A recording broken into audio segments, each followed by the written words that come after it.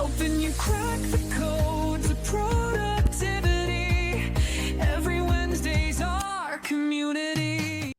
Good afternoon, everyone, and welcome to the 11th session on the Productivity Enhancement Clinic. 11th session. Wow. It's been an amazing journey so far. And thanks for, people who have joined on a regular basis. Hopefully, I'm adding value. Looks like that repeat offenders coming in means I'm adding value. So let's kickstart the session. And today, what I'm going to do is I'm going to do the format slightly differently to compare to what I used to do last week or the previous week. I'm just going to talk about the framework. And if you attend this on a regular basis, you know the framework. So apologies if it's a repetitive thing, but we'll progress from there. Then I'm going to talk about productivity and why is it working? What are companies doing currently? What are we doing? And yes, at the end of the program or end of the episode, we will actually share some tools that you can use with your clients and even for your business. So let's get started. So the framework is always the framework that we talk about, which looks at how businesses, how we approach the problem of enhancing productivity. For every business, we know that we need to have a strategy. As a business owner, if you're a solopreneur, or whether you have multiple people working for you, for the business to exist, the first thing you need is a strategy to make things happen.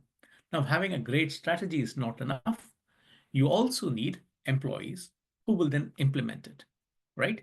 So without employees, again, nothing is going to move forward.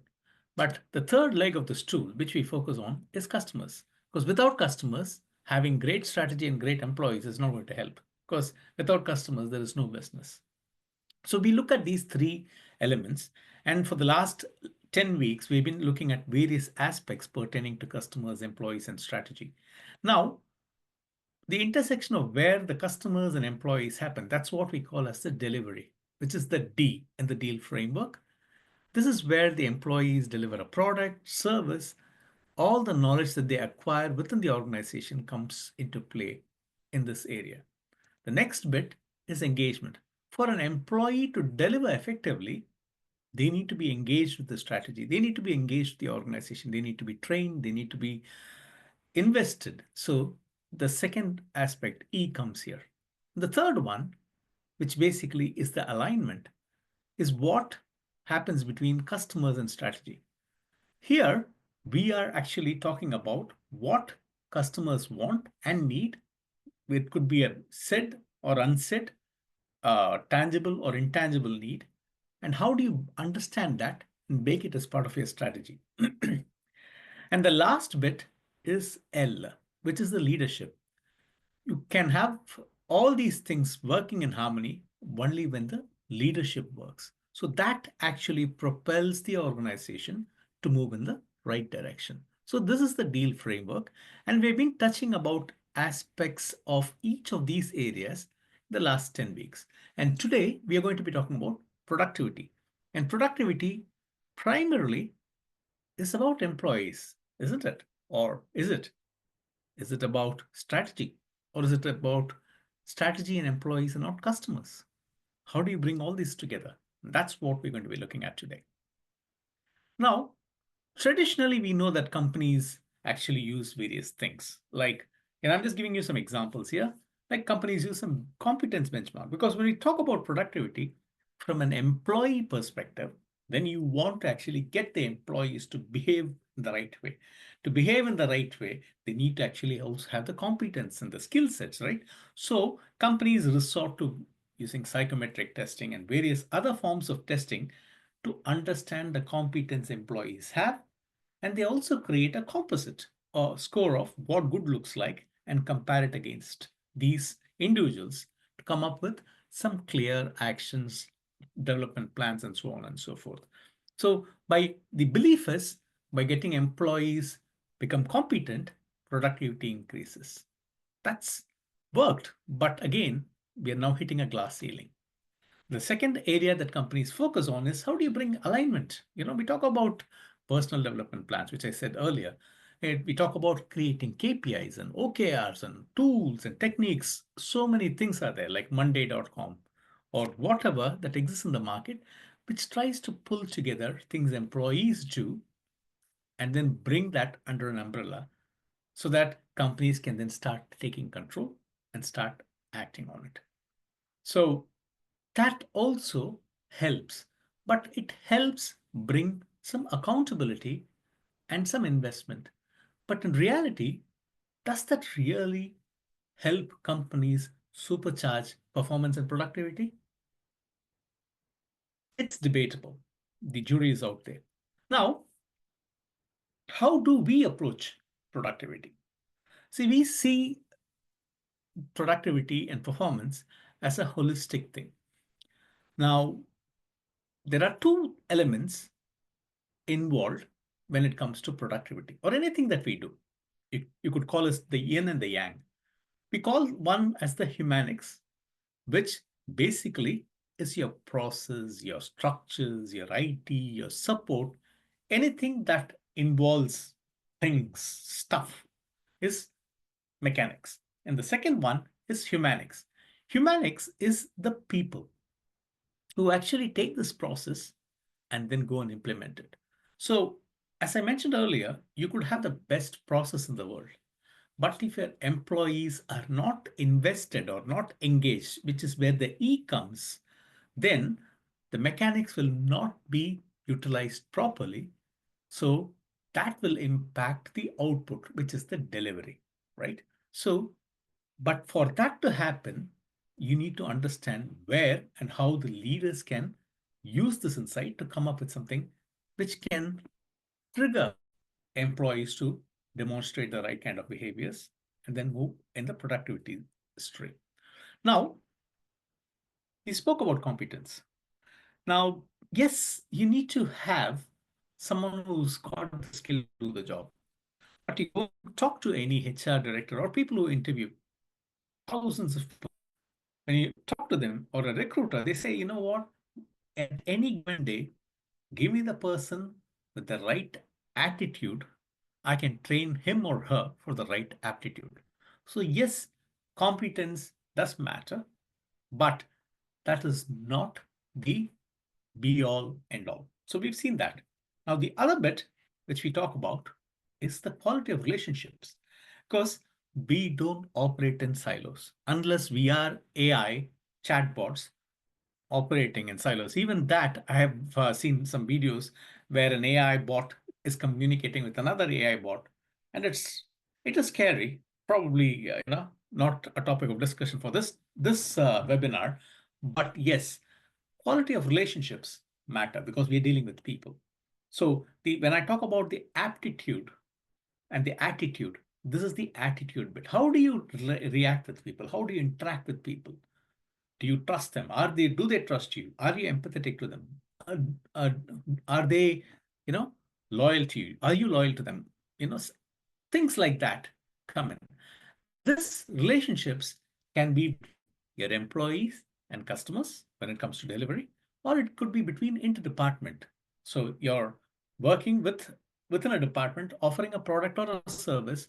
Your customer is the other department that receives your product or service. The quality of relationships matter there. So we look at it from a holistic point of view. Now, when we look at it from both the people perspective and the process perspective, which is the humanics and mechanics, we then start getting much better insights. Now, before I go into helping you guys understand our perspective of why and how you can improve performance and productivity, I would love to actually share this particular model, which is basically the Hook model. And if you've not read this book, I would strongly suggest you go and read it. This is a fantastic book which simplifies how habits are formed, how you can actually create a habit. So, what the author, Nair, says is you need to have a trigger, which is an external trigger, right? It is, or an internal trigger. Whatever trigger is basically something that gets you to do something, which then creates the action. Then, when you do that action, if you want people to get hooked onto things, then you offer them a reward. Once they get a reward, which is incremental, they then start investing more time which then acts as a trigger and then becomes a cyclical loop, right? This is a beautiful model which has been used by people and organizations significantly. However, when you look at it, so there are examples of organizations where they get you to act, companies get you to act by providing a trigger where you have to invest something before you get a reward. Like, let me give you an example. If you want to get some benefit from a particular bank, you have to actually open an account in the bank to access that benefit. If you want to actually get some benefit from an Amex card, you need to invest in the card before you actually start reaping the rewards. So the model these two things flip back and forth. But in general principle, this is how you start hooking people. Now, once you do this, it becomes a well-oiled engine. Now, if you go back and look at why things fail when it comes to productivity, people or organizations, they have ambiguous priorities. There is no sense of reward. When there is no sense of reward, then you think, why am I doing it? So that is something which companies or business owners fail to consider when they set out tasks which they expect employees to engage with to become productive. The second one is, we've all seen this. There are so many organizations, even individuals, as we all create to-do lists. Now, when you see a lot of to-do list, what happens? It overwhelms you. Oh my God, how do I do this? Oh my God, this is a lot of information I need to go through this day. Will I be? So you start, that trigger then causes you to act in a negative way. Oh, it creates overwhelm. So what happens? You don't see the reward, so you don't want to invest any effort and you're not interested in the reward. You procrastinate. Now, what I have seen works is, instead of having a to-do list, have a not to-do list. Do not watch WhatsApp messages when you're working.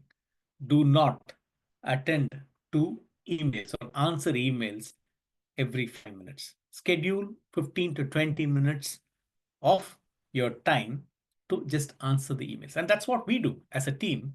All our team members, they do it that way. So that way, you are not confusing a lot of things to do. You know what you should not be doing, then focusing on what you should be doing becomes much more clearer. We'll get to that and how to do that. The third thing which actually happens is poor feedback loops. Companies do a lot of things, but the problem is they don't communicate. And when they don't communicate, you don't see progress. And when you don't see progress, people think, why am I even doing it? They disengage. So when you are trying to create a system or a team, build a team that has got to be productive, be mindful of these. Think about this loop. And if you can bring this into life, then you're onto something big and better. And that's what a lot of organizations that we have worked with have done. Some of those chief execs are really focused on how they manage their time, because that's the only resource that we have, which is limited, which cannot be reclaimed. So we have to move away from being a busyness to a business. This is something that I see. Everyone wants to appear busy. When you look at the stats, a lot of people do a lot of things just to show that they are doing things, but don't do stuff. Motion is not progress. You could be running like a hamster, right? In the wheel, and you could be running, you're moving, but are you moving in the right direction? So that is something which is lacking. Leaders get confused, and the teams as a result get confused, and they all appear to be busy because you have endless to-do lists, endless actions to act upon. That creates a lot of chaos, and that means you're losing valuable time. Now, how do you see this? You can see that, meetings. We all know meetings are there to actually discuss something and get some things done. How many of us actually can say, hey, I attended this and this is what we did, this is what we got? Yes, things are getting better now because of AI and tools that are coming in, but still, how many of us set an agenda? How many of us follow up? How many of us stick to it? How many of us ensure that it all gets done? That is appalling because 70% of the 71% of the meetings are unproductive. This is what I don't say it, it's how HBR that says it. And I don't want to go through other bits, you can see it from there. One of the things is basically when you are an organization that is growing, or when you're an organization that is, struggling to break the glass ceiling, you tend to get a bit reactive and the culture becomes reactive. When this leadership team gets reactive, the entire organization gets reactive. So a lot of things get done in the last minute. And calendar becomes crowded towards the month ends and it's very relaxed during first phase of the month. That is not how you should operate, right? You should start structuring the whole thing. So when you're talking about productivity, killer from a process point of view is how do you manage your time? And don't mistake motion for progress. Now, the other bit I see is companies use a lot of efficiency tools. I do this, we do this index, that index, blah, blah, blah. Okay, fine. But what are you achieving as a result? And then incentives. Sometimes you're just thinking, are you joking when you look at the incentives that people offer to get something done? So having clear view of what you want to achieve and the cost of not achieving it will then focus you on creating incentives that really make the difference. Go back to the framework that I showed earlier. You need to give people the right kind of incentive or reward for you to spur action. And this is something which, again, is a common thing. Organizations focus on what is measurable or not what is relevant. So don't, if you're a SaaS company, don't just go and measure number of signups. Don't measure, so people who are downloading your software. Measure the number of people who come back, number of people who actually buy from you. If you're a grower, if you sell a commercial product, a product like shoes or widgets or whatever, look at, if you've got a sales process, start measuring things that really matter. Don't say 2,000 customers walk into our store today, 5,000 customers browsed. So what is the question that comes up? So you need to start looking at business as the killer for your business. That's where the first thing comes in. Now we talked about metrics. So what am I talking? Why am I saying that metrics are important? But although I'm also ridiculing some of the metrics that are there, it's primarily because, you know, we focus on things like revenues and KPIs and OKRs and volumes and response times. Yes, we need that. But you need to remember it is the mechanics that you're measuring here, right? It's not the humanics. Because if I am someone who's expected to do 25 calls an hour, I'm measuring the 25 calls, but at the end of the day, I am knackered, I am shattered.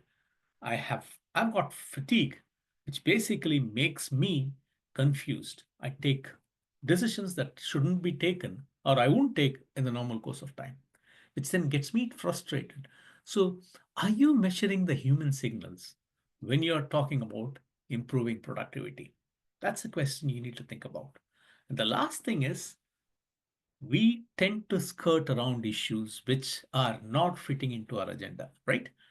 So we say, okay, this is what I want to get, you guys to do. Let's go and do it. So you go and do it. Then what happens is someone says, oh, boss, there is a problem here. Okay, what is the workaround?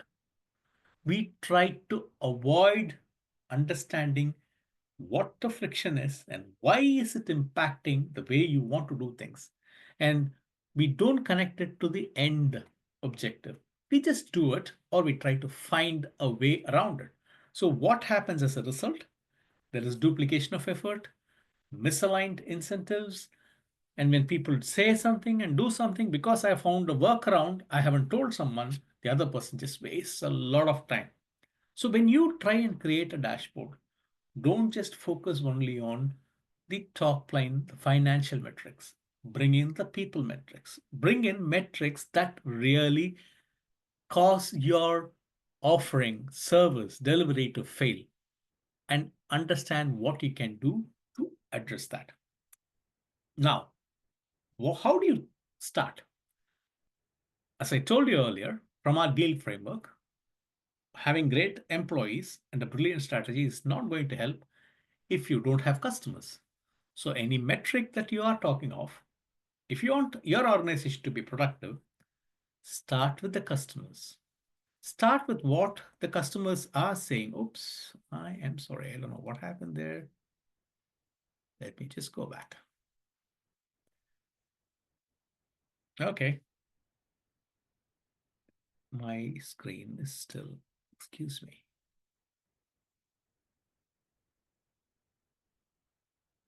Okay. So when you are looking at the metrics, start with the customer experience. Because if they don't open their wallets, your business is not going to exist. Now, when you are talking about customer experience, the first point of contact comes from the friction, the delivery that happens. So, what are the things that are happening there in the delivery area that you could address? Now, we've been talking about employees, and the last two episodes, I talked about how people feel, how it impacts all this. So, look at how are people feeling.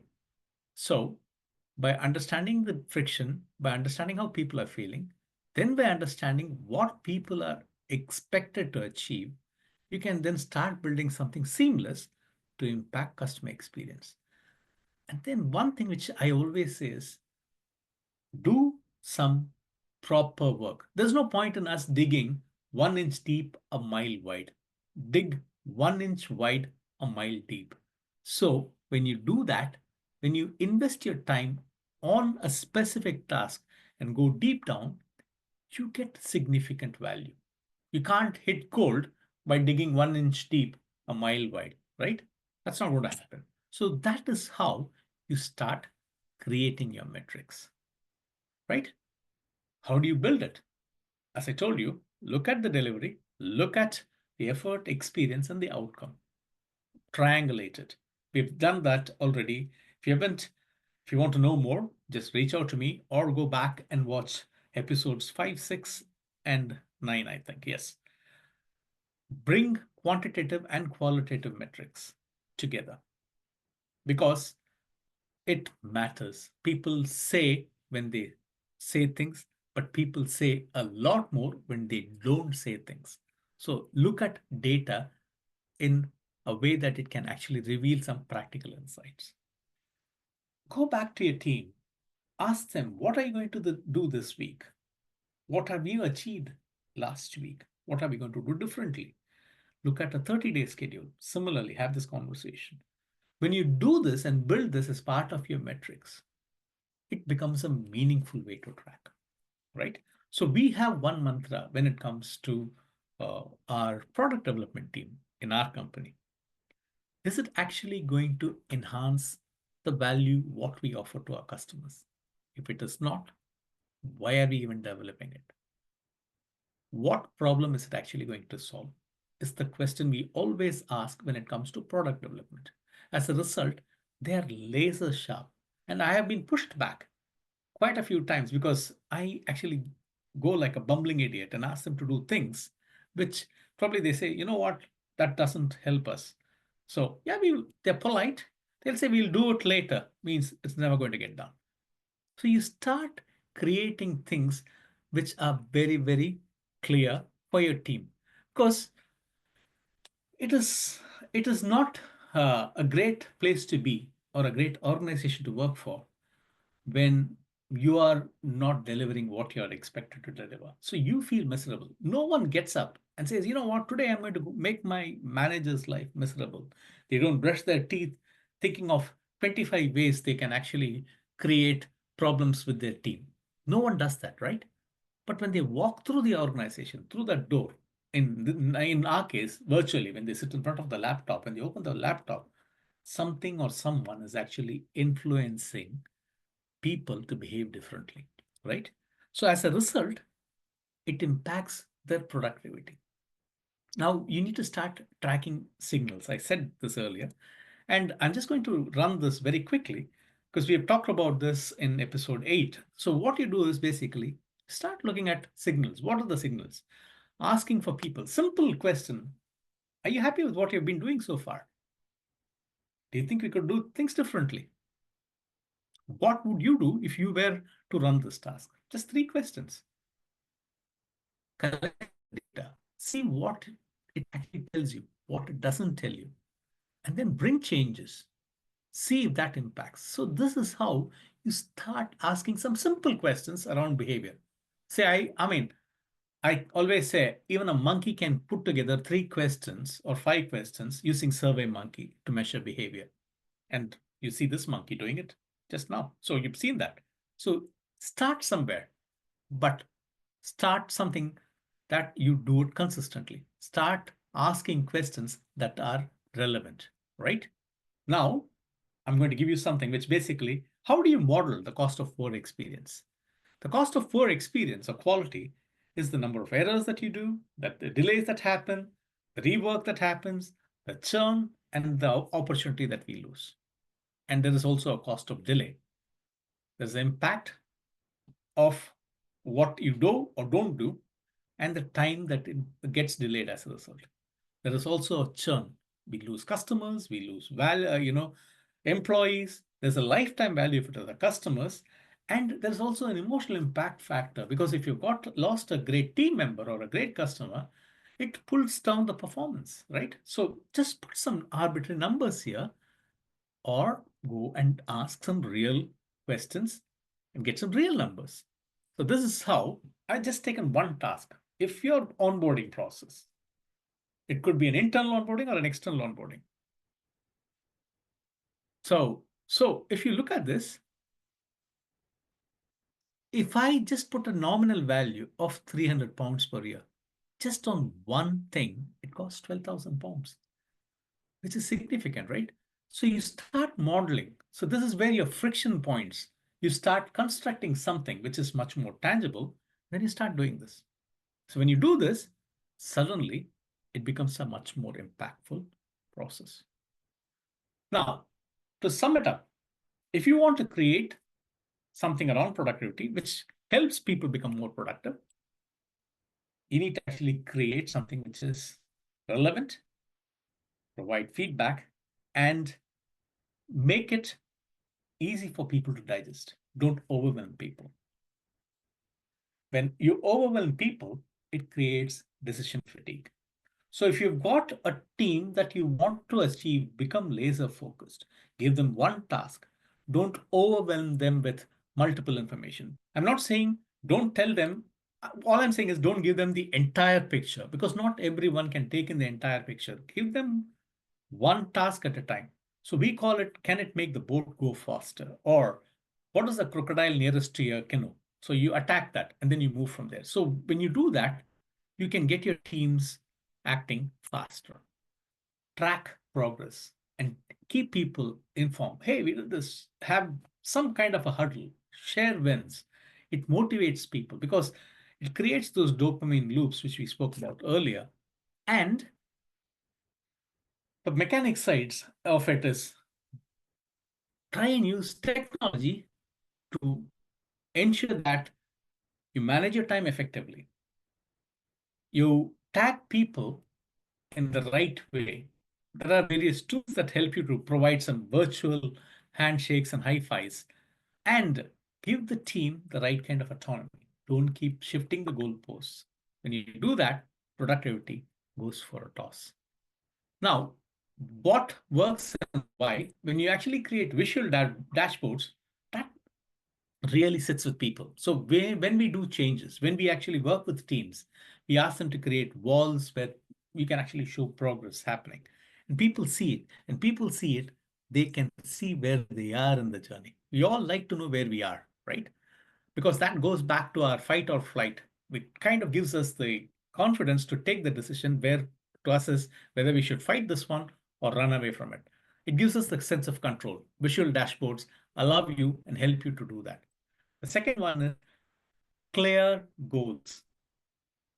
What you want to achieve. Break it into bite-sized chunks.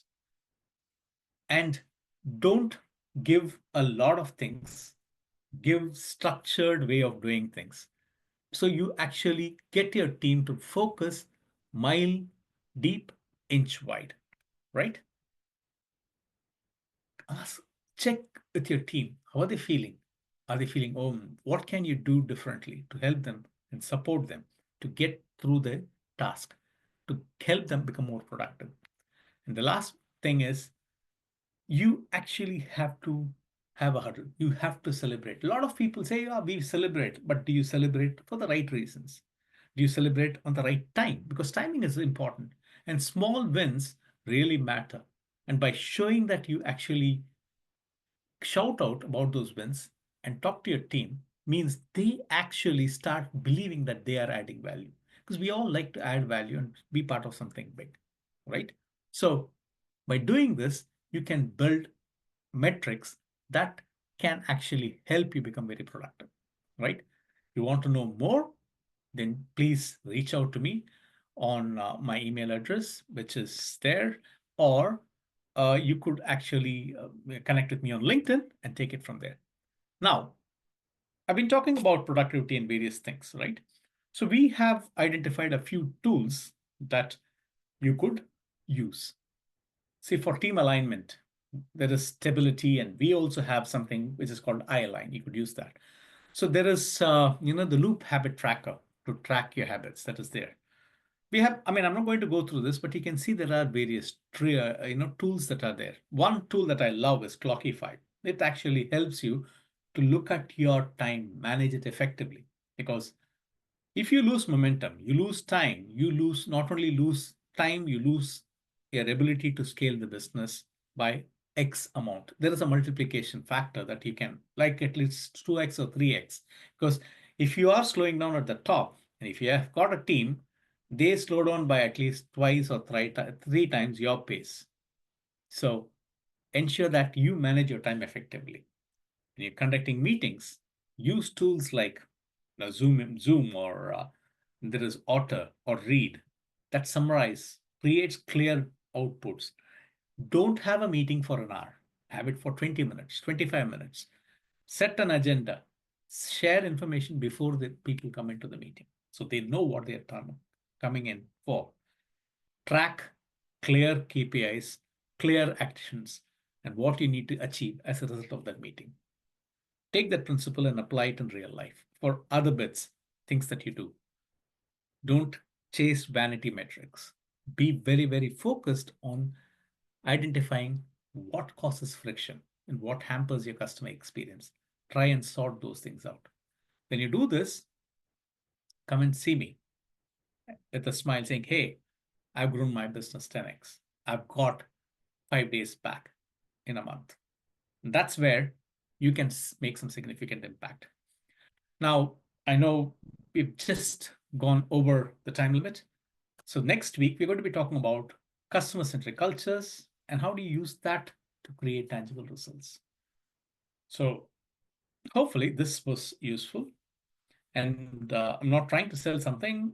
We also have, if you're a business that wants to understand how you want to improve your productivity, we offer a productivity audit and it's free.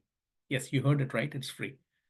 You can just reach out to me and I can send the link, or it's available on my LinkedIn profile. Complete it. You will get a report with clear actions. And if you want to talk to me, then please, you can also book an appointment and we can take it from there. Listening.